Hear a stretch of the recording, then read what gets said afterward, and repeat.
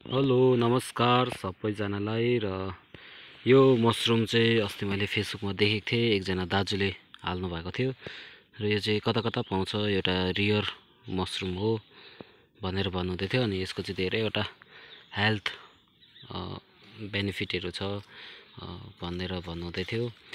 अनि यो चाहिँ अहिले यहाँनिर चाहिँ ड्याम्मै यसरी पलाएको रहेछ। यहाँबाट चाहिँ मैले टिपेको, यो कतिवटा त यस्तरी बिग्रेछ, यसरी पलाउँदो रहेछ होइन। अनि यहाँनिर पनि यसरी पलाउँदो रहेछ जङ्गलमा। अनि तपाईहरु कसैलाई पनि यसको विषयमा पूर्ण जानकारी छ र तपाईहरुले यो चाहिँ दबाईको रूपमा यसको प्रयोग गर्नुहुन्छ भने चाहिँ तपाईहरुले मबाट लान सक्नुहुनेछ। यो चाहिँ त्यतिकै जङ्गलमा पलाइराखेको रहेछ र कसैले यसको विषयमा जानकारी छ भने चाहिँ, मलाई चाहिँ यसको त्यति जानकारी भएन। मैले फेसबुकमा चाहिँ देखेको थिएँ यो चाहिँ एउटा दबाईको रूपमा प्रयोग गरिन्छ भनेर। अनि यो चाहिँ रियर एउटा मेडिसिन हो भनेर चाहिँ भन्नुहुँदै थियो। गाउटहरुको बिमारहरु पनि जाती हुन्छ, के धेरैवटा फाइदाहरुको विषयमा भन्नुहुँदै थियो। त्यो भिडियो अहिले मैले सर्च गर्दा पनि भेटिन। तपाईहरुलाई कसैलाई आवश्यक छ भने चाहिँ लान सक्नुहुनेछ। धन्यवाद।